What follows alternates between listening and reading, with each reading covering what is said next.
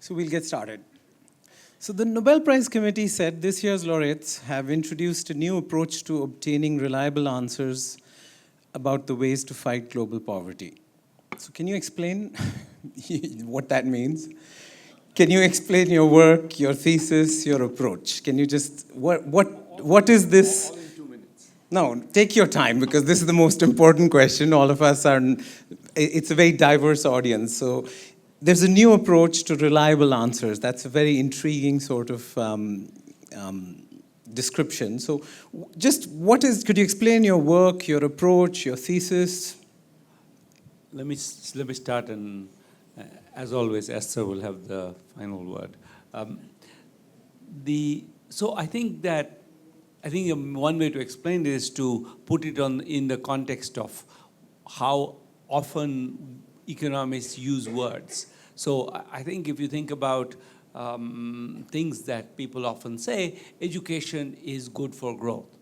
Now, one particular point about that proposition is that what does the word education mean? So imagine you told that to a government and said, do education. What does that statement mean? What's the content of that statement? Because education is a million things, right? You have school buildings are close enough, you have teachers, the teachers are properly trained, they practice a particular pedagogy that's useful for the kids, the textbooks are at the right level, there are textbooks, there are blackboards. Now, which of these? Doing education means which of this? So I think the presumption somehow is that maybe it doesn't matter so much. You just have to there is some kind of generic school, and you build a generic school, and that's good. Now, that might even be true, but it's one of these things that almost surely, and I'll say a little bit about why I believe that, almost surely means that you're going to waste a lot of money, because it means that you're doing a bunch of things without really having a sense of why you are doing them. You're just doing everything that constitutes a school. So one of the things that sort of this prize recognizes is the idea of breaking that question into a bunch of small questions that you could answer kind of one by one. So are textbooks really useful, little bit useful, not useful at all? Are how useful? And especially how useful are they relative to better training of teachers or different pedagogies or building more school buildings? So which of those will, so if you now break it into the question of, which particular intervention is the right one, that has the one signal advantage that then you can actually set up an experiment to test that. So, and that's what we do. We do large-scale experiments where, for example, 200 schools, or I'll give you the example, the first experiment we did 25 years ago almost in Udaipur district, where we randomly chose, I think, 20 schools to have 2 teachers instead of 1. The other 20 had 1 teacher, and we compared them to see if doubling the teacher-student ratio improves education. So that was the question, and it's a question that you can answer experimentally because it's one thing, or it could be 2 things, but it's a fairly small and well-defined package which can be implemented everywhere, and you could see what it does. Now, once you get to that idea has legs, meaning then you can start to ask many questions of that class, which is the class of questions which are not about are free markets good for growth, but about what does the word free markets mean, or a health insurance going to solve the problem of healthcare? That's a question that again is like, what's health insurance? Health insurance is a million different variants. You could start to break that question up. So in some ways, it challenges you to think about what you think is the causal mechanism. What is it? Why do you think that this particular piece is important? How do you fit those pieces together to tell a story? I'll let Esther take over at that point. So the one feature of this experimental approach is that each of the questions are quite well defined. So for example, if you want to start thinking about education, you have to think one by one about, say, the effect of smaller class size, and then the effect of the textbooks, and then the effect of changing the pedagogy, and so on and so forth. So each of these projects individually answers the questions about the possible program that might be expanded or not expanded, depending on whether it's useful or not. For example, when Abhijeet did this first experiment in Udaipur with the NGO Seva Mandir, if they had found the positive effect of actually doubling the class size, of doubling the number of teachers per student, they would have done it. Now, it turns out in this case they didn't. So it was a useful thing for them to know that it was not the solution they were looking for. And it leads them to, okay, then let's try something else that was also uncovered in the process of the experiment. They realized that they already knew that there was a lot of absenteeism. What they realized is adding 2 teachers doesn't really help with the absenteeism because the teachers prefer to be absent together. So that really didn't open the school more often. So then they decided to try and do something about the absenteeism per se. And we did a project with them on that topic. But the point is that each of this is just one answer, and it's only when you put a lot of those answers together that you have a better understanding of, for example, a subject like education. It's not one experiment, it's a multitude of experiments. First of all, because you want to try in different contexts, and you want to try different programs, you want to try them in combination, etc. So you can think of each of these individual experiments as like one dot in a canvas, in particular in the type of canvas that Impressionist or Pointillist painters used to do in France, which is if you go close, it's like each is a dot, and it's not so interesting, but if you step back a little, you really see like this nice painting. So another thing that the Nobel Prize Committee recognizes, and we've been very, very clear to insist on that, is not just the work of the 3 of us, the 2 of us plus Michael Kramer, but it's the work of an entire movement. Because it only becomes interesting when you don't do 1 of those or 10 of those or 20 of those, but literally thousands of those. And what has happened in the last 20 years is that there is a number of people, hundreds of researchers, but also thousands of NGO staff, people from government, local government, central governments around the world, which have kind of banded together to do this kind of work, such that we have, on the one hand, better understanding of the life of the poor, and on the other hand, in some cases, quite useful direction about what to do to make those lives better. So I think this is the 2 things you want to think about is start by breaking up a big question into many, many pieces. Apply to these pieces the rigor that you would apply if you were testing a new drug with the same type of statistical approach, and then go back up to what does it tell us about the big question that we started from. And in some of these cases, I think we start back to have a good, clear picture.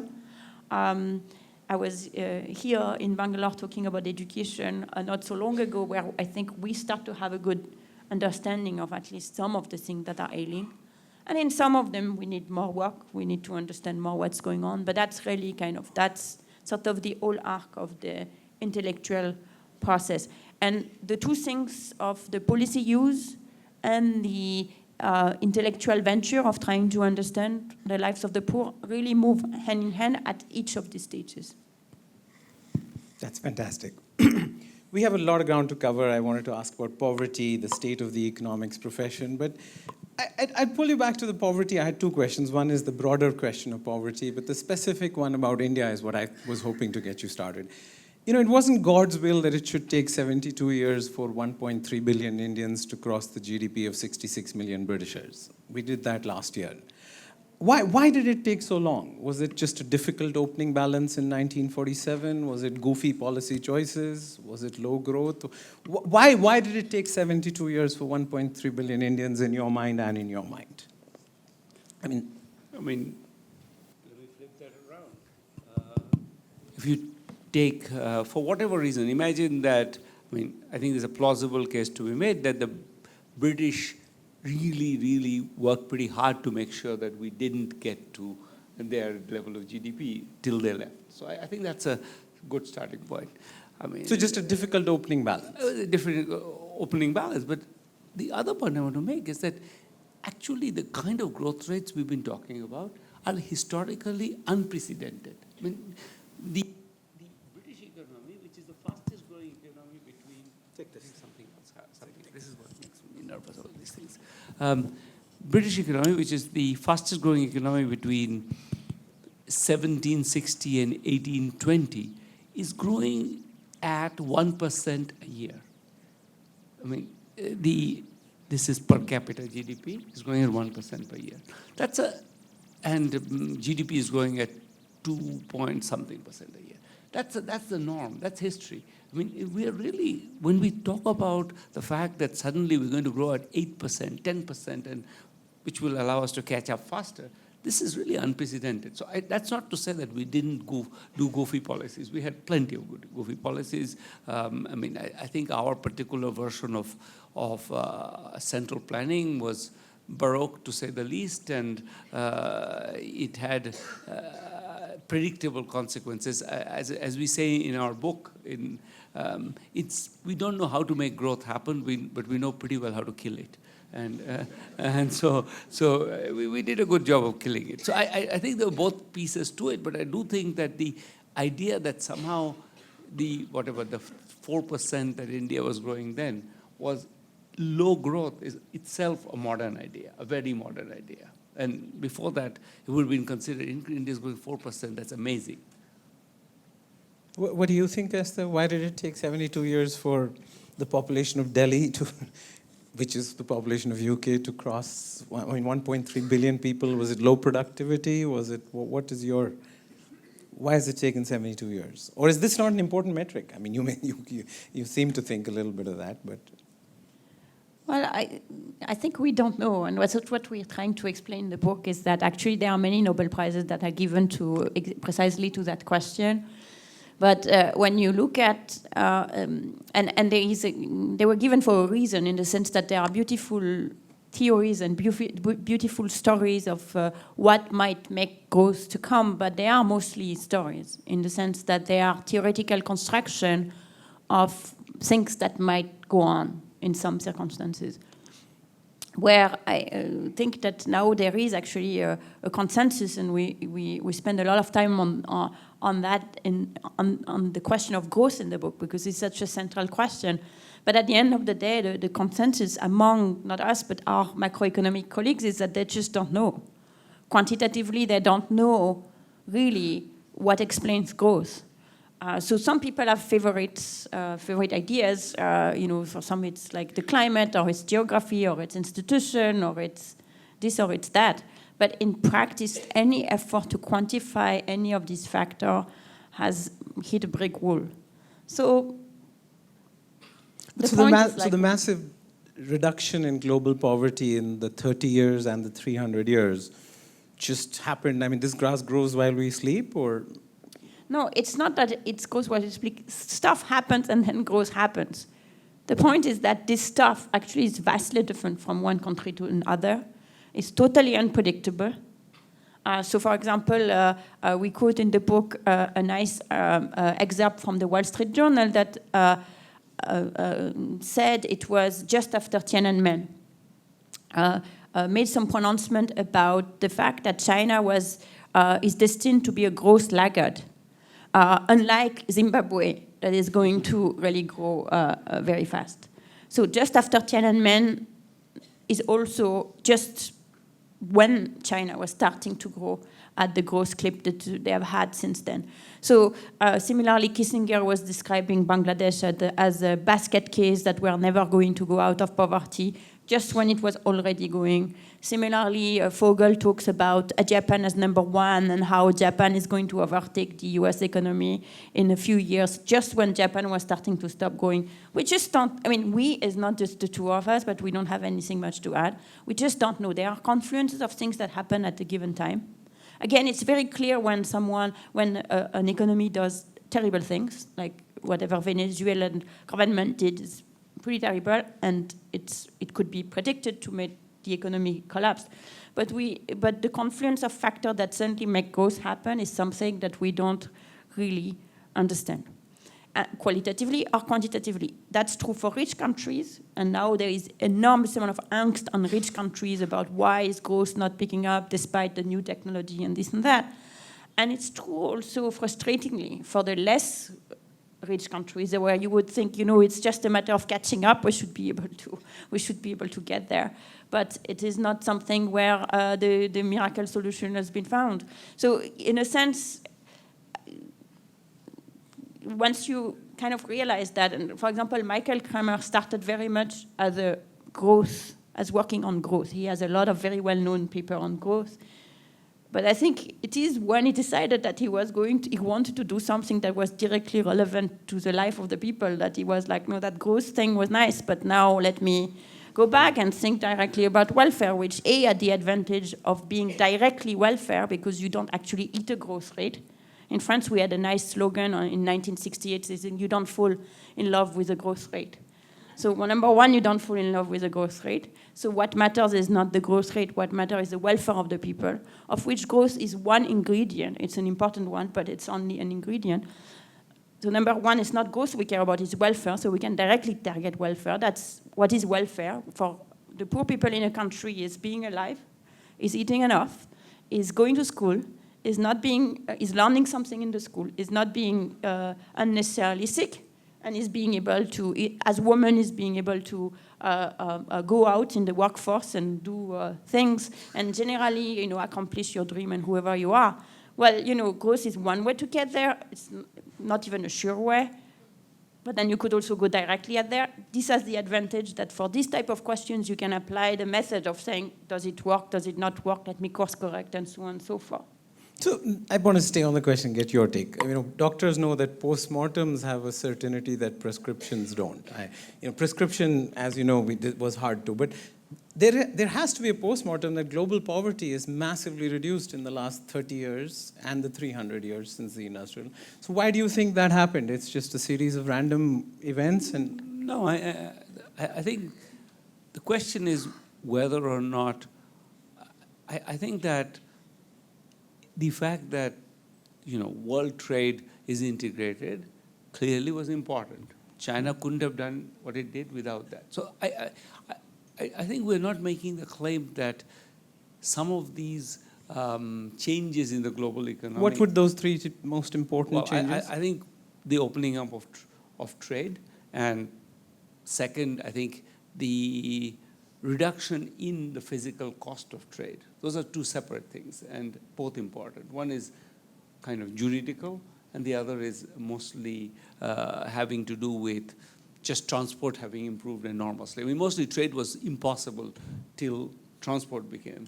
So, and the third being that's why I brought up transport, because I think improvements in technology. But the question is, given the subspace of technology available, which country latches on to that and makes the move from 3.5% to 8%, that we don't know anything about. So it's not that we can't say that the growth rate went up after 1980. We can say that. And we can even probably plausibly say that these are things that changed after 1980. Can we say that this is why Brazil stops growing in 1980, but China starts? That's the question we don't know the answer to, in my view. Because both Brazil and China are kind of different implementations of a capitalist economy. You can sort of argue about whether the Chinese model is more authentic to capitalism, but if you look at if 1980 you ask somebody which of the two countries, the one where the government owns the entire banking sector and 66% of capital, or the one where it doesn't, which one will grow faster, I'm betting they would have bet on Brazil. That's the point I'm making. It's not a point about nothing has ever changed. It's a point about the fact that the changes create opportunities, but who gets to take advantage of those opportunities is very hard to predict. So would the solutions, one remarkable part of your book is you're starting to think, or at least I haven't seen that before, that the solutions for poor countries and rich countries might be similar, or at least the problems seem to be similar. That's clearly a new insight. But I was with some policymakers, and US policymakers, and the way they're thinking, isn't preventing people from falling into poverty, which is their problem, completely different from the problem of pulling people out of poverty. I mean, $10,000 is a lot of money depending on which side you're coming from, right? So is the answer for rich countries different from the poor countries, or now you have, or at least both of you are thinking that the solutions, the problems are very similar? But I mean, isn't the problem different when you're at $60,000 per capita income and when you're at 2,000? Absolutely. I mean, and I think the trade-offs are different. I'm not, I think our institutional capacity to, France spends 46% of its GDP. The French government spends 46% of GDP. The US, 30-something%. India, half of that again. I mean, this is not a. This is something that is not a. And those are something to do with how easy it is to mobilize resources, how much information we have about who's generating income. So there's clearly ways in which these countries face different problems. There's no question about it. I think the point we're trying to make is somewhat less, all-encompassing. We're trying to say, however, even rich countries have now got to the point where they're being paralyzed by the fact that there are a lot of people who have been left behind. And they are actually, in a sense, extremely critical to their own policy discourse. So it is not the case that, I think the capacity of the state is clearly very different in India and in Denmark. I just think there's no point pretending that they're the same. So Denmark, if it wanted to do something, could do it in a way that India would find hard to do. But I think even Denmark, and in a sense, Denmark is a bad example, but Denmark is one of the success stories. It's the happiest country in the world in many measures. It's one of these countries which seems to have got many things right. But I think the US, for example, is floundering with its own internal policy framework. And that floundering has echoes of the same floundering that we are doing. So to build on that question of rich versus poor, I also wanted to say, do you think the cultural explanations for poverty mean anything? Are cultural explanations at best the soft bigotry of low expectations, or are they racism? Or does a French person genuinely think differently about economics than Americans? Or does a Bengali think differently than a Gujarati about economics? Do you think that so do you think French people think differently about economics than Americans? Fairness. Do you think that Indians think differently about it? Do you think Indians think differently than French people? I think they do, but it's not in their genes. I think it's the important part to do. It's very much in the culture, as in the culture is a social object and one that is actually quite fluid. And if you name culture something that is the sort of social understanding at a point in time, then it's actually would be silly to say that culture doesn't influence what people want or like or think is fair at a point in time. In fact, that is something we try to spend a lot of time in the book, because a lot of economists resist this almost as a matter of methodology, saying basically we should treat people as individuals who have very strong preferences that are their preferences and they act on them. And none of us should be in the business of judging or even explaining where these preferences are coming from. We should just take people with whatever it is that they believe, that they want, and that they are, and then predict how they are going to behave as the environment changes. And there is something to it, because it avoids the falling into the type of cheap racism that you were talking about. So we have some sympathy for that, particularly when you think about the poor and the poor in poor countries. I think it's a very useful discipline to start with the idea that there are absolutely no reason why they should behave in a particular way because they don't know any better. And in fact, Schultz, who was kind of one of the forefathers of modern development economists, make this point very forcefully in saying, look, Schultz, Theodor Schultz, who he said, look, they are poor, but other than that, they are doing the best with whatever they are. If they are not very productive, this say farmer in Guatemala that he was actually didn't collect the data, but was kind of looking at the data from farmer from Guatemala and say, well, the land is really very unproductive. And it's not because they are stupid, it's because they don't have any money to put anything into the land. So that's actually a useful starting point to always try to think, there is a reason why people are doing what they are doing. That said, economists can go too far in refusing to acknowledge the influences of others in how people behave. And that's kind of one way in which we can think of culture is what's the social norm at a point in time? This can be a fashion. For what is, whether it's fashionable to wear a tattoo on the forehead or not, or something like that. Or it can be what you think of, who you define as the stranger, and the person who is different from you, which, say in France, for example, we used to think that, or my forefathers used to think that the Italians were absolutely impossible to integrate, and when the Italian integrated, the Poles turned out to be absolutely impossible to integrate, and then the Poles integrated, and then the Spanish and the Portuguese would never integrate, and then the Spanish and the Portuguese integrated, and then people from North Africa came, and they are the current unintegratable people.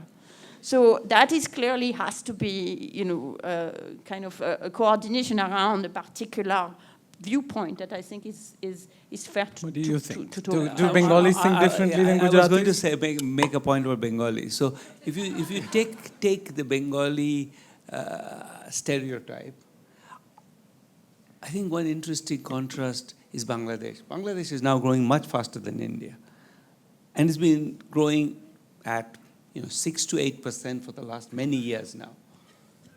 And soon we'll start talking about the entrepreneurial Bengali. That's my hope. We all live in hope. That's because so many of them are Muslims.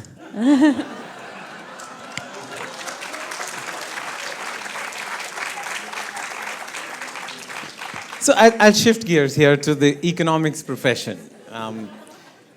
Keynes used to say a good economist would be like a good dentist. You have said that it should be like a good plumber. But is economics a science? If economies are more like human bodies than machines, then what do you think about the bitching about the physics envy and the mathification of economics? I mean, there's a lot of bitching about the mathification of economics, that you're straying too far from your roots as political science. So is it a science, economics? Because you're dealing with human beings and they are sort of... I don't see why that's... I guess I never understood that particular thing. Okay.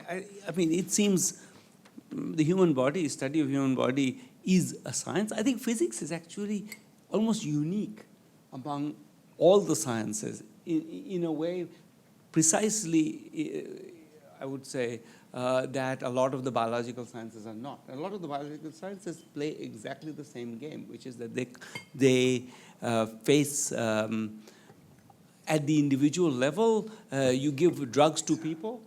The reason why they have randomized controlled trials is that one person is not going to show you a convincing result. That's exactly why they have randomized controlled trials. There's biological sciences. The human body is very much something where you can test hypotheses, but when you test hypotheses that encompass a number of people. You have, 100 people in treatment, 100 people in control. The reason you do it is because you know that if you show the result for one person, that result is not reliable.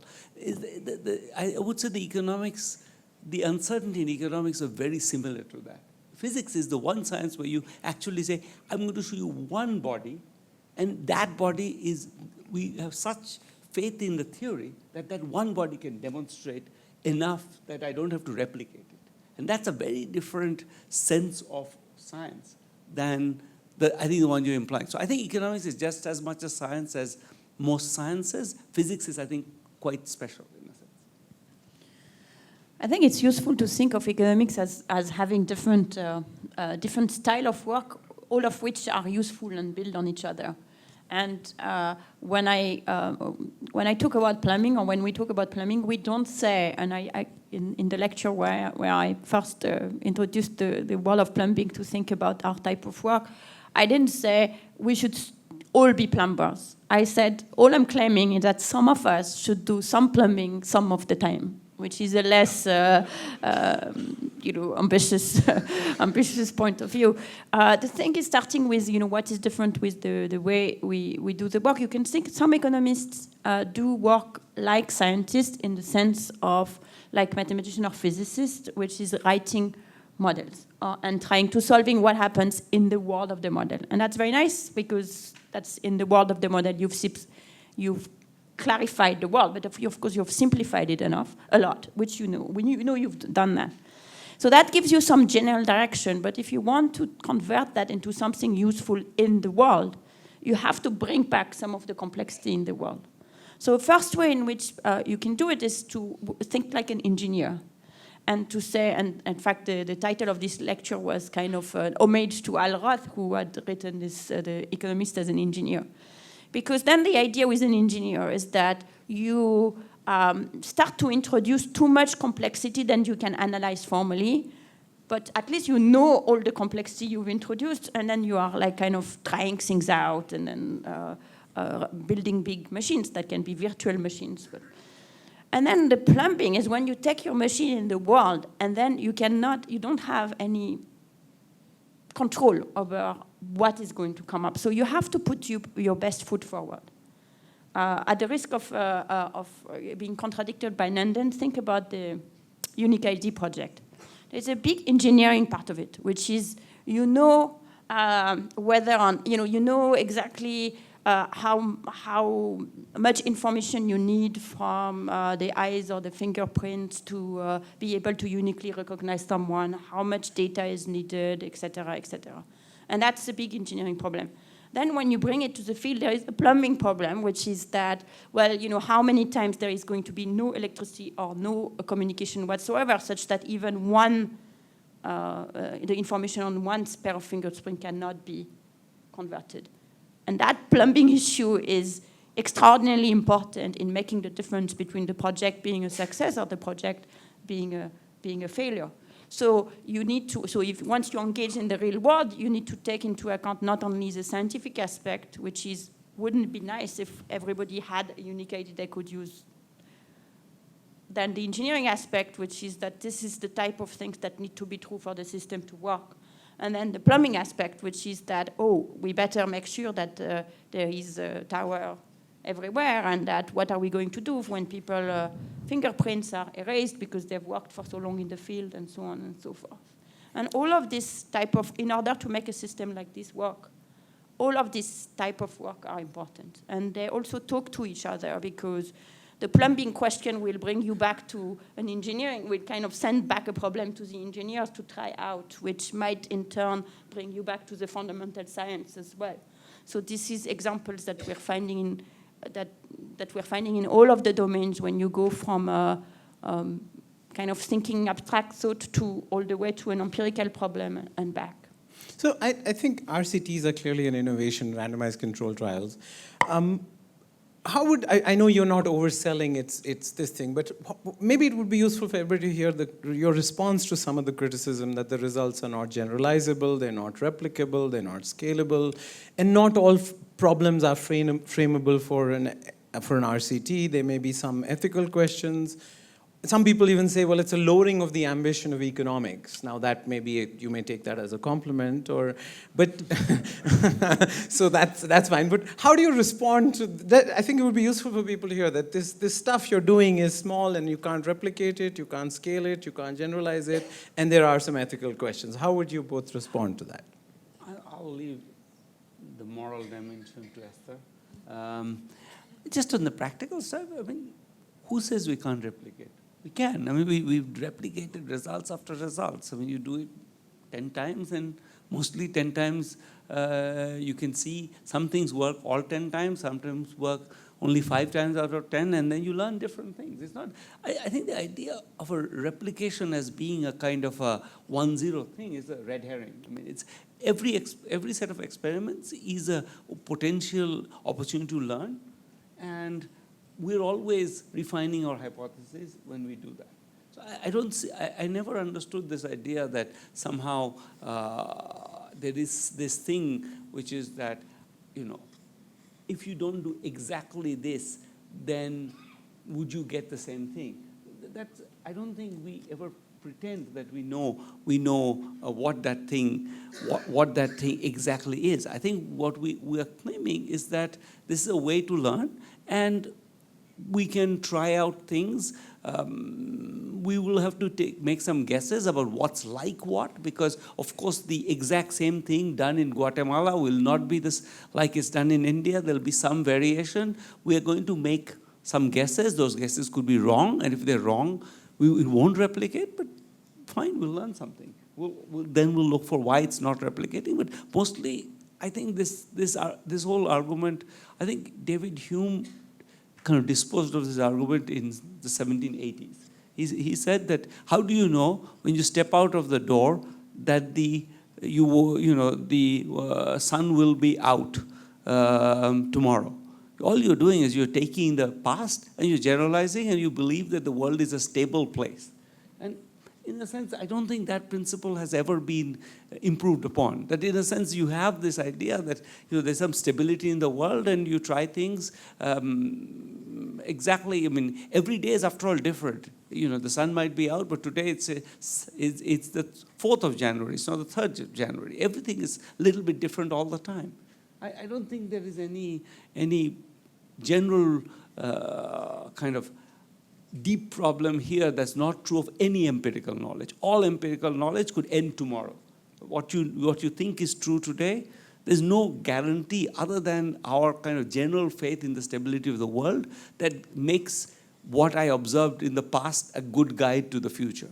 And that's no more true of this particular empirical knowledge than any other empirical knowledge. All empirical knowledge has this feature that we could be wrong. We are sometimes wrong. Sometimes the world changes. All of those things are kind of, we deal with that all the time. We deal with that every day when your child cries, you try something else, and the child, and it's not that will work every day. I don't think that there is any sense in which this is a particular problem of RCTs rather than any other form of knowledge. Yeah, I think that generalizability, replication, angle of criticism is based on a complete misunderstanding of what it is we're doing. I think it's and sometimes a willful misunderstanding, probably. Mm-hmm. So the idea is that, so I think this is kind of saying, you have one point, but from this point there are many lines that could go to this point, so why is that point useful? Well, yes, that's what I said when we started. One point is not useful, but what we are working on is building the whole picture, one point at a time. So I think if we had done on one RCT, we would not have gotten the Nobel Prize. The reason why there is something to be said is because there are thousands of RCT to be run, and that together they build pictures that allows us to say something. And together means the same project being replicated in different places, giving the same or different results. Together means slightly different project, varying some dimension being done either in the same or different context. And so on and so forth. And that's kind of how how we build knowledge. So the idea that, they are going and running this small experiment somewhere and then proposing that the whole thing should be generalized to the entire world is a total straw man. I don't even know where it's coming from, because that's not the way we work. One point on the ethical front. So there could be a topic in the sense that these experiments are run with real individuals, and therefore, as every work that involves real individual experiments or not, it is pretty tightly regulated by ethical norms which have been agreed internationally, in particular post the Nuremberg trials and then Tuskegee experiments in the US. And then subsequently, so they are internationally agreed norms which are constantly revised and which keep improving in the sense, for example, they are more relevant to social science now than they were even 5 years ago. And all we can do is to be consistent with those norms. What this means is that every single project, receive ethical clearance from the institutions of the various researchers. So sometimes that can be like 5 different committees, plus in the country where it is run. And so there again, it's a little bit difficult for me to say, like, to see what more could be done. Like, you could make some philosophical description of there is another dimension of ethics one might use. But then it turned out that's not the one we're currently operating under. So I think it's very important to take the ethical constraint into the ethical concerns into account. That limits what you can do. There are things that are just not feasible within those norms, and that's perfectly fine. And then when they change, the project change, and we're moving in this way. I mean, it's, okay. so that's. So there are 2 strands in the world, maybe now, maybe they've always been there and you cover them. One is this sort of the optimism versus pessimism strand, right? There's an optimism strand of the world has never had it so good, you know, Steven Pinker, enlightenment now, factfulness, hands-on progress, Nohan Jurbig, Bill Gates, Nandan. There is another strand of sort of pessimism, right? The secular stagnation, rising inequality, elite capture, banks as bandits, clash of civilizations, Robert Gordon, Samuel Huntington, Rohini. That must be an interesting marriage, and I'll talk about your marriage too. But I mean, just which side are you on, and why? Which side would you pick, or are you on, or are both sides sort of wrong? No, I think overall I'm on Nandan's side of this. Okay. I mean, I think that if you look at what's happened in the last 30 years in the world, I mean, let's forget about, you know, what China did. Look at the child mortality rates in Africa. They've plunged. I mean, they really are. This has never happened in history, the rate at which child mortality rates have fallen in the last 20 years. In just the last 10 years, malaria deaths in Africa have fallen by half.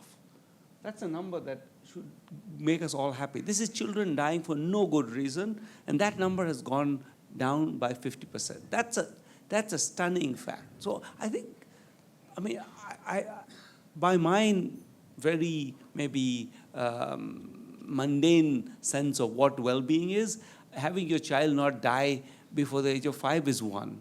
I mean, starvation in the world has gone down enormously. I don't think there's a sense in which by the most obvious metrics, we are worse off. I think what we should be worrying about is whether this is unsustainable because we've done so much damage to the environment that we will now get the comeuppance. That's the question I think we should be worrying about. It's not looking backwards. I think it's hard to be a pessimist. I think looking forwards, you could worry that, you know, with the world dominated by, you know, Bolsonaro, who's going to be our guest at the, I mean, this guy, really, I mean, at the Republic Day, I mean, he's one of the explicit instigators of climate change, I would say, and we're now celebrating him. I mean, this is a man who I think is extraordinarily deplorable. But when you say looking forward, hasn't this happened before? Paul Ehrlich wrote Population Bomb that in the 1970s, saying the way to solve India's food problems is let Indians die, right? No, I mean, he was looking forward to it. I was going to finish what I said. That said, the book takes a clear stand that if we actually, I think we're still in a place where we did sensible things, we could avoid that catastrophe. So I'm not at all, I wanted to complete the arc. I do think that what we should worry about is exactly climate change. I think the one thing that could kill all of this is, I mean, above all, I think we have many problems, as you say, inequality, etc. But above all, what could kill all of the advancement of the last 30 years is climate change. I think climate change, I mean, countries like Bangladesh, there could be no Bangladesh. And that's the kind of thing we should think about, or, you know, what happens to 200 million people if their country doesn't exist? I think these are catastrophic thoughts. Hopefully, we will avoid it, and we can, I think. Esther, optimism, pessimism, somewhere in between? I think the optimism-pessimism, first order, the optimism-pessimism divide, it depends what your perspective. So if you're looking just at income, at the distribution of income and how income grew for a minute, the people in the bottom 5% of the world's population's income went up quite a bit, which resulted into less poverty, less starvation, less infant mortality, and the rest. Not just in portfolio, but it's kind of a symptom of that. The situation of the poorest in the world improving a lot, the situation of the very richest in the world improving much, much more, and then the 90% in between being completely squeezed. So if you are looking from the perspective of anybody in a wealthy country, things are really gone completely pear-shaped. If you're looking at the perspective of the world at large, and you adopt sort of a Rawlsian perspective and saying what happens to the poorest in the world, then you have every reason to be optimistic. So until reasonably recently, I would definitely have been like 100% in the optimist camp. Before the Nobel Prize? In the last few, maybe this has made me come back a bit. In the last few years, and maybe in particular as a result of writing this book. So let me say one more thing, which is the reason why I work on development economics. I see no reason not to be worried about the poorest person in the world. Why I happen to be French and work in the US, but still, why would I not care about the poorest person in the world? And therefore, I would be happy if their situation improves. I would be unhappy if their situation doesn't improve, and what happens to other people is less important. It's still true in my own personal view, but what I've come to realize, and I'm not the only one who've come to realize that, is that how the bottom 99% of the wealthy or middle-income country feel is it could be hugely important for the welfare of the poorest person. So even if you feel that this is what you should care about, I've come to realize that we better care a bit about what's happening there. And that's, in a sense, why a lot of this book is not just about India or Africa, which is really our bit, and we go and look at these countries that we are less familiar with. It's because we feel that unless we understand a little bit better what is going on there and how to get a grip on the political process there are going to be big consequences on the poorest people in the world. And Abhijeet talked about climate change, but more generally, what is happening to the political process, the seeming incapacity to deal with political issues in the US and in many countries in Europe as well, will eventually, and maybe sooner rather than later, become real dangers for people here or people in Africa.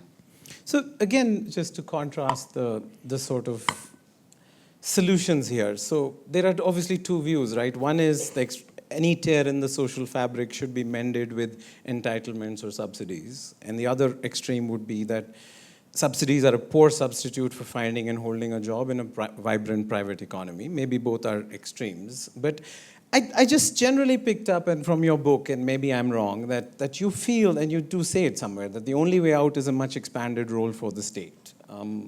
Could that be underestimating the dysfunction of political systems in rich countries and overestimating the administrative capabilities in poor countries? Or it's somewhere in between, I agree. But one of your thoughts is that a much more expanded or different role for the state is, just given our, socialism basically ended up being capitalism without competition and bankruptcy.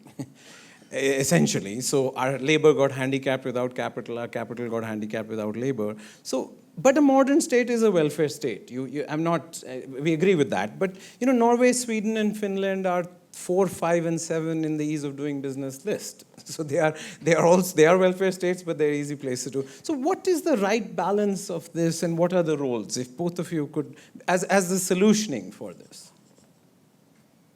I'm always going first. You want to go first? Well, if you starting with Norway, Sweden, and Denmark, they are number 2, 3 in ease of doing business, but they are also number 1, 2 in spending GDP tax Yes.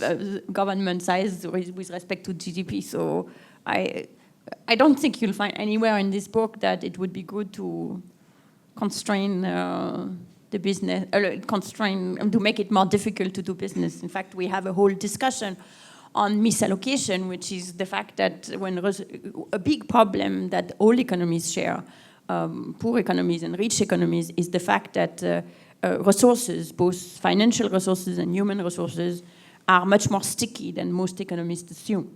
So it's kind of people don't move as much as we would expect them to. Even in the US, the mobility rates have been plummeting. Since the 1950s, they have more than halved, and in 2018, they are the lowest they've ever been, the inter-country county mobility every year, even though this is a period where this has started precisely when people started getting hit by highly regional shock, like the one caused by the competition with China. So people, say, in a town in North Carolina, all lose their job because they were all, many of them were doing furniture, and the furniture industry collapses. The people who were doing furniture don't work anymore, don't move. Their jobs, they have no money, so they don't buy burgers and get haircuts. So the people who do haircuts and burgers also lose their job, and the whole, that's how you end up with this like boarded up streets, etc., that you've surely seen the images of. That's a pretty stark sign of the stickiness in the economy, which makes it difficult for people and to go where the jobs are.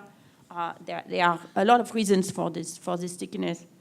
It's hard for people to move because of all of their social network is in a place, the social support system they depend on to raise their kids, but also the social network that gives them a meaning and a sense, and the dignity that they derive from their jobs is associated to this particular job, not some other job in another city that they would have to start from scratch.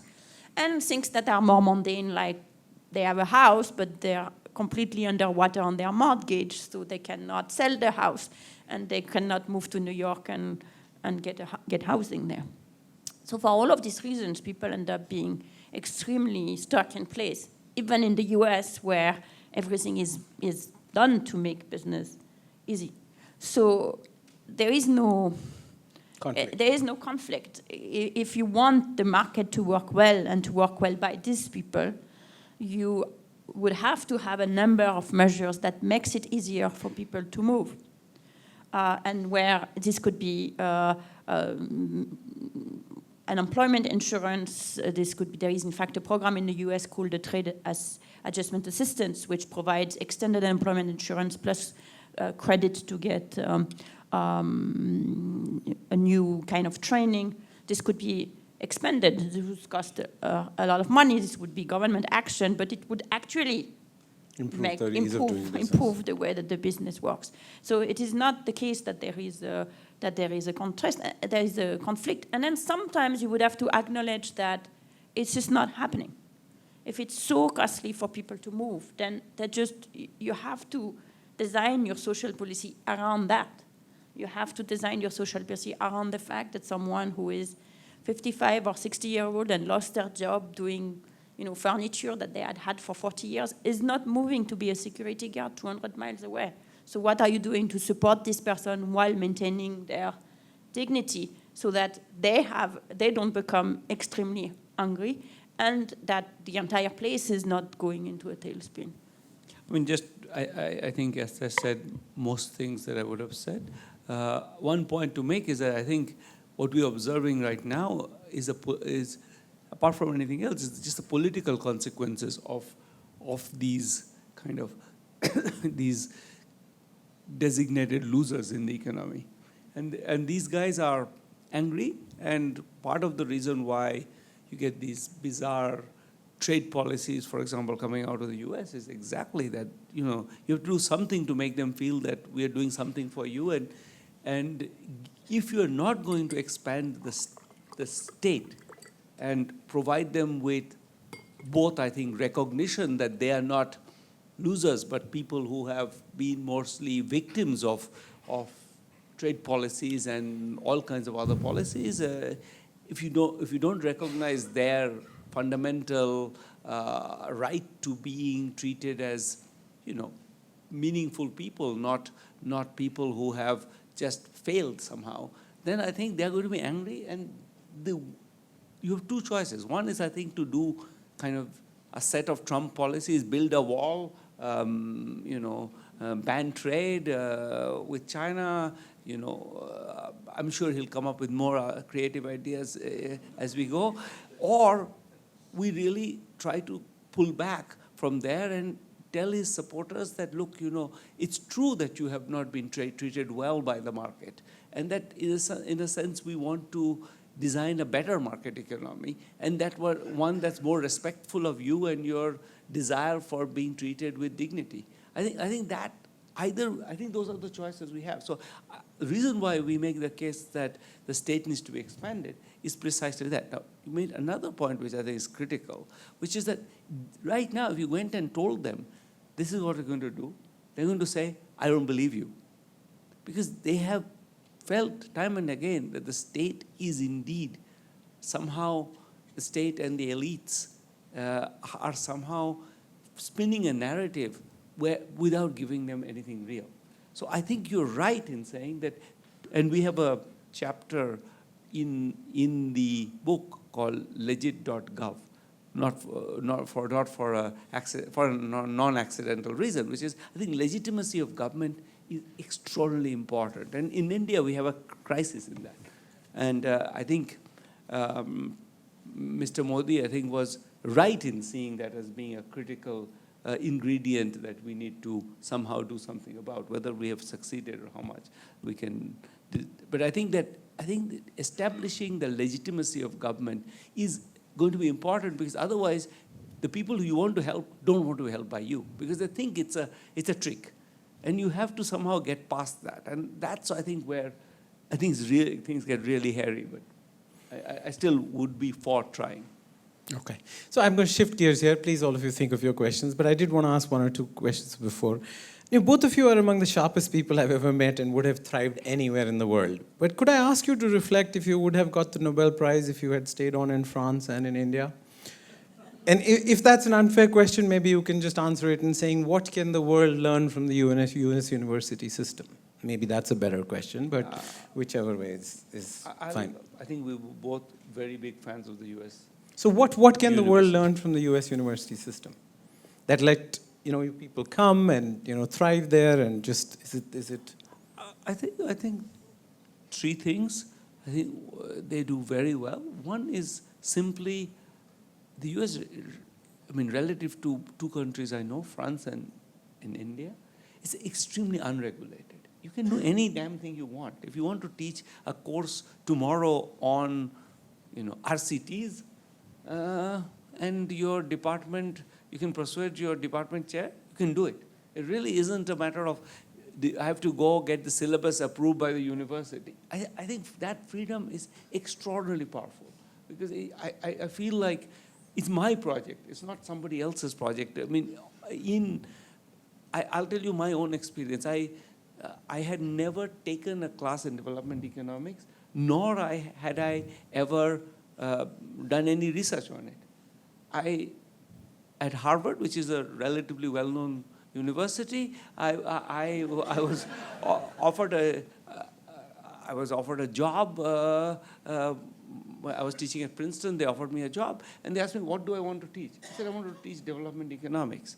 And nobody said, what do you know about this field? You've never taken a class. They said, okay, if you want to do it, let's see how it goes. I mean, that confidence that, you can just let people do what they want to do, and they'll be creative and they'll find ways to do things. I think that's extraordinarily powerful. That's point number one. Point number two is, I think in India, we haven't yet understood the critical role of academic administrators. Academic administrators are extremely important people. In the US, they play an absolutely fundamental role in defining institutions. They're entrepreneurial, they're creative, they're not hacks who couldn't do anything else and are doing, they really are extremely, and they're paid a lot more than professors sometimes, but all of that for a good reason, which is that they're extremely important in defining, just allowing this freedom to play out. They are the ones who facilitate, and we don't have those. We really, in India, one institution that doesn't exist is the empowered academic administrator. That I don't mean the vice chancellor. I mean, and I was on what in the US would constitute the board of a university, my alma mater, for many years. And the number of ways which we could do nothing about anything was kind of remarkable. So I think that that's critical, that the administration needs to be empowered, and talented people should feel that this is a really exciting job. It doesn't exist in India. It's kind of striking how much is not even in the conversation. And the last thing is just, I think, even with all its flaws, the US model of funding, it has always, the NIH really has been a critical piece of institution like MIT. And the NSF to a lesser extent. And they have huge budgets, but mostly they are run by extremely high quality professionals. And they take decisions which you may disagree with, but at some fundamental level, they are really funding the best research with very little prejudice on anything substantive. I think they really are great institutions. And those are, you have to build them and give them lots and lots of kind of freedom to operate. You can't tell them that this is the right kind of research. It has to be relevant to us in 3 minutes or whatever. You have to just let them understand and get top quality people to work. The panels of the NSF are like a who's who of economics. And I know in economics, who goes on the panel of the NSF panel, they're really the who's who. And that's important, that the best people run these things. Esther, would you have got the Nobel Prize if you'd stayed back in France, or? I'm not sure I would have done a PhD. So I think that's so by definition I wouldn't have. I think there are two other things. One which is also in the kind of lofty type of thing, which is it's an incredibly unhierarchical place. So when I arrived at MIT from France, I was just completely floored by that aspect of it. But number one, so one aspect of it is professors feel that they have to prepare their classes because the people that they are teaching are actually, customers at their level, are their peers in the PhD program. And so that, actually coming from France, was a huge shock, that actually people arrive like with slides and all that, super prepared, and I was like, wow. And the first class, I thought, this is kind of someone really, really unusual. And then you realize, no, actually, that's kind of how it works. And then it's all like that, which is that even as a PhD student, if you have something to say, you get to say it. And even as a Nobel Prize winner, if you say something stupid, someone will call you on it. And I think that's a beautiful, beautiful system. Now, on the less dignified front, which I think is worth saying, it's the current success of the US system, and we were huge beneficiary of it. In our work, to the extent we could not even have started our work without it, is related to the fundraising from private individuals, either directly high net worth individuals or the foundations that they have set up. And that's something that is entirely different in France, for example, where I've been, we have maybe managed to raise a grand total of $100,000 or something like that for our activity in France, which is a little bit of a drop in the bucket for the funding that we are using at JPA. And on the one hand, of course, it's wonderful, and for us, it's been a wonderful thing. And on the other hand, it's, of course, a reflection of the huge increase in inequality in the world. That there are such people who are, rich enough to finance universities, and it's great that some of them do it, but it's also a product of that. And the universities themselves actually are so wealthy that they become major player in the financial, in a sufficiently big player in the financial markets that their endowment grows quickly. They can get good returns on their endowments. They are big enough, etc., and their endowments grow and grow and grow. So the institutions, the fact that institutions like Harvard and MIT and many other US universities are so rich is also a reflection of what is happening more generally in society. And we happen to be the beneficiary of it. I hope we are doing good work with it, but it is worth also seeing it as part of something which is not right, in a sense. So we'll now take questions, but just the last question. Are you married at home and colleagues at work? I mean, how does this work? What happens when you disagree at work and you show up? Is he in the doghouse when he disagrees? Or, I mean, how is there a partition between work and home completely? Bizarrely, we don't disagree much. That was great. So, so can you get the mics to people? You already have them. Please ask questions. If you have comments, send your work to the Nobel Prize Committee and talk to us after that. I will cut you off. So please get the mic to Akar here and a few other people. It's just questions Abhijeet, and short questions. Could you please shed light on what the technical definition of Achhe Din is? Does a 4% growth, 8% unemployment and NRC qualify? And linked to that, do you think that, what are the reasons why Bangladesh, you spoke of Bangladesh's GDP growth pulling ahead of us. Why is it that the Bengali Muslims did that to us? We gave the Gujaratis one job. I think that's more of a comment. I will. I had asked. I think you answered your own question. Yes, I think that's fair enough. I think the questions are important here. So maybe. Dr. Duflo, thank you very much. I liked your presentation and your example that you gave of pointillism.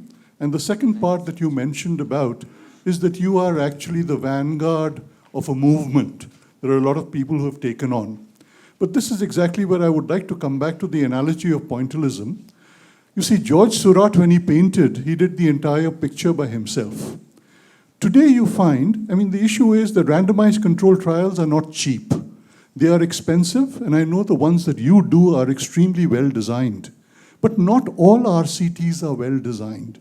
So how do you emerge into a coherent picture on work that is of uneven quality? Because you can't do everything. You have to rely on others also. So where do you see, RCT as others being, I wouldn't like to say monitored, but how do you ensure that you can get an accurate picture? Thank you. Yeah, that's a great question. So I've done my share of badly designed trials or badly implemented trials over the years. And they've taught me one thing, which is the importance of kind of developing institutions and developing cookbooks and codebooks and systems that allow for this work to take place, maintaining good quality.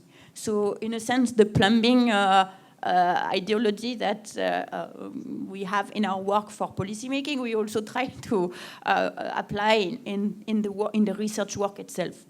So, and that's also important in the sense that we wouldn't have gotten Nobel Prize without being in the US at wealthy institutions, but a large number of the people who are running RCTs are not in the US and are not at wealthy institutions. So how is that possible? It's possible because we from the very beginning, we created JPAL, Poverty Action Lab, Jamil Poverty Action Lab, almost 20 years ago, with the idea that from the very beginning, there was three kind of pillars to this building of an institution. One is to create the infrastructure that allow people to do a randomized control trial and to do good work. No matter what their resources in their home institution is, and no matter what they are coming from. Number two is training a large number of people in doing that and in consuming it, again, to get quality both in the producing of it and in the reading of it. And number three, making sure that the questions and the answers are in connection to the policy-making world. So the JPAL infrastructure, for example, in India, the staff, in India we have a JPAL South Asia office, which is led by Shobhini Mukherjee, and is at IFMR. It's a center at IFMR. It has 200 permanent staff members, many of them in Bangalore. You should come visit them. And it has, at any point in time, more than 1,000 people collecting data. And these 1,000 people are we have a big survey running operation, which is a permanent operation, which is very well run, where we have attained a degree of professionalism in running that, which is much superior to what you can find in the market for market research, in my opinion. And as things progressed, this structure became richer and more developed, allowing that there are no slippage on ethical grounds, that there are no slippage on the quality of the data that is collected, that people get plenty of feedback on research design and so on and so forth. This structure exists in JPAL South Asia, and it's the most developed, but we have a sister organization called IPA, Innovation for Poverty Action, that was started at the same time, that is operating in 25 countries with that level of sophistication as well. They are there is more generally an ecosystem developed of this form, such that people are not on their own. And I do think that the quality of the model RCTs you're finding is actually quite good. I'll take it offline. Just take it offline. There are lots of questions. I'm sorry, Ravi promised me that there would be no follow-ups.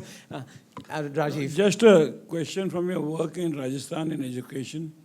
So from all the work that you have done, what would be the one or two things that you would advise the state government to do, which would be scalable across 100,000 schools that the state government runs? All your work, hard work, would actually be of any sort of bear fruit only if it was actually replicated and scaled across 100,000 schools. That is the question that Manish was asking also. So that is, given the state capacity that we have in the country, so that is not going to change easily. So we have to work within that constraint. And if I may add, the political economy of teacher transfers, the governance of teachers. I mean, we have to fix government schools. We've, reduced class sizes. We've raised teacher salaries. We've raised teacher qualifications, the three things that we thought would work. And we've raised infrastructure. So how would you think about the specific question of government schools? Because it's kind of shameful now that only 45% of kids in India are in government schools. So several pieces to that. One is, I think, part of what we've learned, in fact, critically, is exactly, and many of the things you mentioned, including halving class size, building, better infrastructure, etc., doubling salaries. There's no evidence that it does anything. Okay, so we've done a bunch of stuff, but I'm not sure they were inspired by anything particularly solid. So point number one. So I think we've done lots of things, but many of those things there was no reason why they would work, and they didn't. Second, we do know one thing that does work, and we've done it at scale. We work with the Haryana state government, and where it's been implemented, and similar things. Pratham has done this in Bihar, in Karnataka. Actually, they were working very closely with not the interim government that happened briefly, but the previous BJP government. They worked with them very closely, implementing. So we work very closely with Pratham, and the solutions that Pratham comes up with, we test them, and now there's a large body of evidence showing that the particular insight that Pratham had is applicable to all the schools, not just in India, but across the world, where now Pratham is actually working with the governments of Zambia, one of the provinces of Nigeria, etc. to same. What's the idea? The idea is that instead of teaching children all the time based on the idea that if you are in class 5, the class 5 curriculum is the right curriculum for you, you have to sometimes recognize that some of these children, for whatever reason, fell behind. And there's half the people in class 5 can't actually do math at second grade level. In that case, teaching 5th grade math or teaching history to kids who can't read is a bit pointless. So I think this is the idea of what we call teaching at the right level. And for this, there's about, I would say, 7 or 8 separate RCTs, or actually more, 10 or 11, which contribute to showing that this strategy works. So if you pull out children for part of the day from their class and you focus on teaching them what they need to learn and not what they, you somehow, the syllabus dictates that they should learn, then they'll catch up very fast. And in UP, we've done, in UP this was done with a different model, and again was very successful, where an outside team would come to the school and just for a few hours, for a few weeks, will work with the school. For 50 days a year, would work with the school children, half a day, pull out the children and try to bring them up to level. This was extremely successful. So there are models that Pratham has developed. We've tested them, they do work, and there are scalable solutions available. And I think in the education world, there's a bunch of people who now, in the government education sector, but also in the private. By the way, the problem is as much a problem in the private sector as in the government sector. The low quality private schools do exactly the same mistake. And I think in some ways we have very much invested in the idea that these are scalable solutions. And I think the scalable solution, and we meaning with Pratham, and I think the solutions exist and are being adopted, maybe slower than we should be, and we would very much appreciate help from anybody who wants to make it go faster. But I think we very much think in that mode. I'm going to try and get lots of questions. There's that gentleman in the back who has the mic, yes. Good evening. So there has been a lot of talk recently about how the stock market has been going up in spite of our GDP numbers being pretty low, and the forecasts have been cut repeatedly. So keeping in mind that at the very beginning of the talk, Mrs. Esther Duflo spoke about how growth is not always a good indicator. Do you think that the rising stock market is something that's fine, or do you think that in spite of the growth numbers not being as high as we thought it would be, it's fine for the market to go up? We get your question. I'm going to confess, I don't know why the stock market is going up. That's a fair If confession. I did, I would be richer. Yes, sir. Go ahead. Yes, sir, you there. First of all, many congratulations on your Nobel Prize from, I think, all of us over here. Thank you. But to take off from what Akar asked, and that's the background that we have, that we are living in today in India. Is it a question, sir? Yeah, it is a question. It is a question. But I thought I should put it that way so that it's... No, just ask the question. There are 20 people behind you in line. The issue is one of ethics. If political will does not look at certain aspects of education or literacy or whatever, or social advantages that you can give to your people, how would your work at all have any impact, have any implication? Does it mean anything to you? And I think you know what I mean. In India, we have our education budget has been cut down. I get the question. That's right. So that's a question we get a lot. It's like, oh, you're doing all these things, that's very nice, but at the end of the day, unless there is political will, nothing's going to happen. And so there are three aspects of the answer to these questions. I'll go quickly. The first thing is that many bad things happen in very good policy environment just because of policy mistakes, plumbing errors, misconceptions, even with the best of intentions. So there is a lot of work to do even when the policy will is there. The second thing is that although the political so that means the political will is a constraint, but you rarely hit it, even in quite good policy environment. The second one is even in policy environment that seems bad, there is actually often a lot of space. Because there are people at all levels of government who want to do something, the state level in India, at the local level, the district level, there's one administrator in one particular administration. basically, whatever the overall policy environment, there is still so many chances to do things. And that's, I think, something that is, for example, is at the root of a lot of the success against infant mortality in African countries, even in countries where GDP has not really grown. Is suddenly, even in countries where politics was pretty tough, there was an understanding which is like, even though we don't really have competitive elections, why not make people happy in this way? It can only help. And there is a certain pragmatism in politics, even in bad policy environments, which leaves a lot of space open for improving human welfare, and therefore you never really need to stop whatever the overall policy environment is. And the third one is that it is useful to think of politics with a plumbing lens as well, which is once you've said that institutions are important, the policy will is important, is where is it coming from?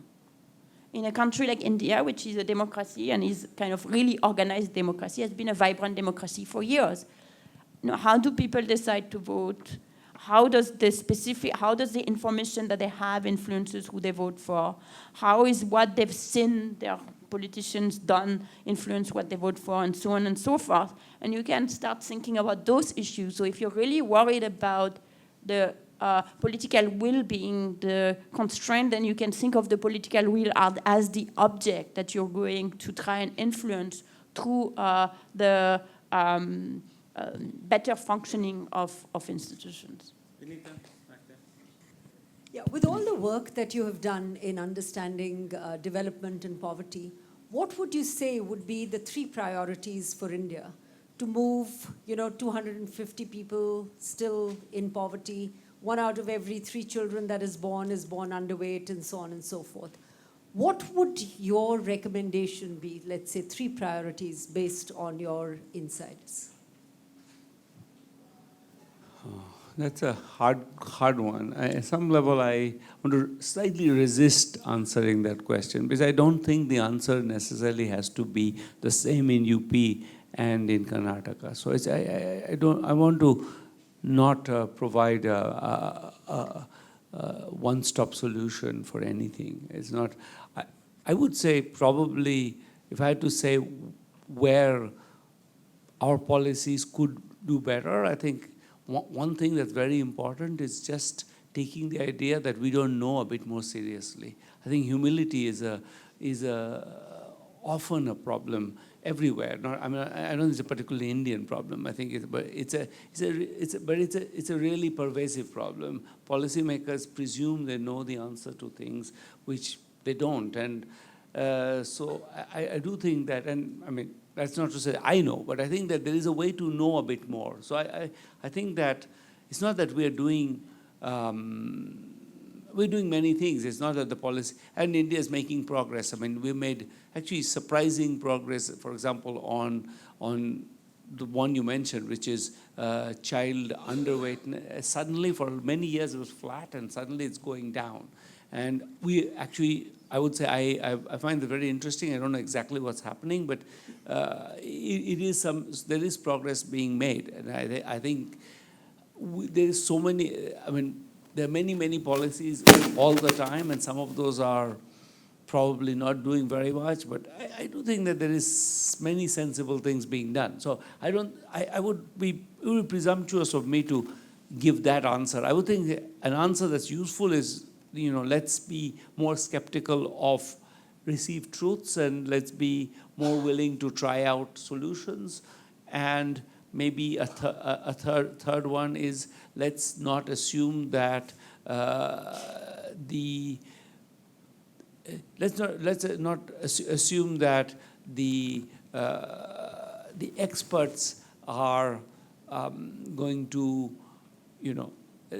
I think having some faith in the process of knowledge building is useful in general, to be a little bit less skeptical of expertise. So maybe that. Yeah, I just want to reinforce the point. I think we've kind of, I don't want you to think that he was being evasive. Like, I think we've sort of made a career not answering this question of what are the top priorities, because like who are we to make this? Like, who are we to compare education to health in the priority of a country? In our view, the RCT, or in general the plumbing, is not a substitute for the priorities that come out of the political process. They are a complement. And where we are more useful is when someone comes to us say, I want to get the kids, like the questions that was asked before and we were discussing, I want to get the kids in Rajasthan to read when they leave school. Do you know something about that? Then, oh, should I do school or should I do health? And I think that's a process where that ranking we are not equipped to make, and at some level I don't think we should ever be the ones making that ranking. Shrikant? Yeah, Abhijeet, you talked about how poor policies in the US created losers, and they turned out to vote Trump, and they were Trump supporters. And then we see Brexit, where England is trying to get more insular and having a similar reaction and re-elected a right-wing government. So it seems like this phenomenon results in, one, electing right-wing governments, many times strong men. The second is, it seems to blame globalization and international trade. What is your take on the cause and these two results from it? I could spend hours answering that question. I mean, I'll give you a small part of the answer, which we emphasize in the book, which is that I think one thing that where economists, I think, are absolutely guilty is being too blasé about the effects of trade. I think the effects of trade may well be good for the GDP, but there were predictable losers all the time. And those losers don't, this is a point Esther made before, which is that they don't move to the opportunities immediately. For whatever reason, they're not able to do it. And as a result, they really do suffer. The US has this policy, as she mentioned, which is called the Trade Adjustment Assistance, TAA. TAA is a program that was designed in the 60s to help with exactly this, which is that it's not your private fault that your job went away.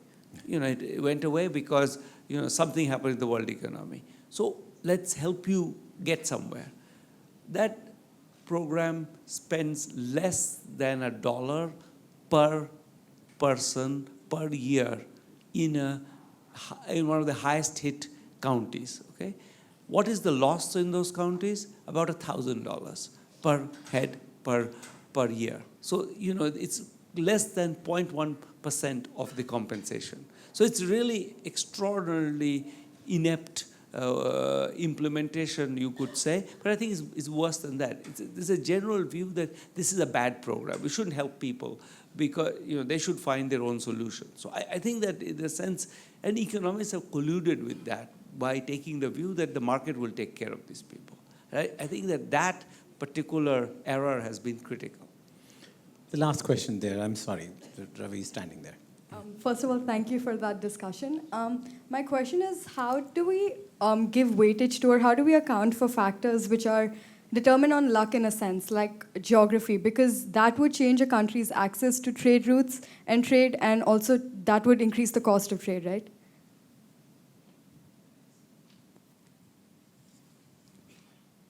Luck versus skill. I guess I account in what way? In the GDP or growth league tables, I think those league tables are meaningless in the first place. So account meaning, sure, I think some countries have it easier than others. Interesting fact about the world is people also talk about things like the resource curse. So it's not the correlation with having lots of natural resources and success is actually relatively weak. For example, great example everybody gives is South Korea. Resource deprived in every possible way, invested massively in engineering, and somehow has remained one of the growth among the middle income or upper middle income countries, or now I guess upper income countries, is one of the countries that has continued to be a success. And so I don't know that there is so much. So I think first, I think that success should therefore be, GDP is a poor measure of success. even with little GDP, Liberia has managed to reduce its infant mortality rate. So I think delivering welfare is, in some ways, a much fairer index of success than GDP, because it's a lot of the welfare we fail to deliver is actually cheap welfare. We could deliver it. We don't do it because we make the wrong policy choices with the wrong ideology. So in that sense, I think that delivering welfare will even that out. But sure, there'll be some, I don't think the league tables are a good way to go in the first place. We shouldn't be saying, how much X is a success and Y is a failure. I think that's not a very meaningful statement. So I'm sorry, there are lots of questions. My apologies. Please deal with Ravi after this. I have to cut it off. So they're both going to sign books outside. I would just suggest one paragraph I wanted to read you from the book. The only recourse we have against bad ideas is to resist the seductions of the obvious, be skeptical of promised miracles, question the evidence, be patient with complexity, and be honest about what we know and what we can know. I think that sort of sums it up. It's a wonderful book. Thank you both for coming, and thank you for everything. Thank you. Thank you.